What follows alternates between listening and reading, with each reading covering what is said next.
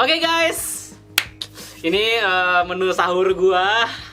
Di samping sini ada gulai tunjang, ada lado hijau, ada ikan kembung balado, terus ada gulai cincang guys. Ini sisaan buka kemarin dan masih oke. Udah gue panasin, langsung aja kita makan. Tidak boleh ada yang terbuang guys. Nih buat sahur kita yang mudah-mudahan ini gue bisa bertahan sampai buka lah ya, makan segini doang. Alhamdulillah yang penting guys. Yuk langsung aja, gue mau menuang-nuangkan semuanya nih guys. Yuk.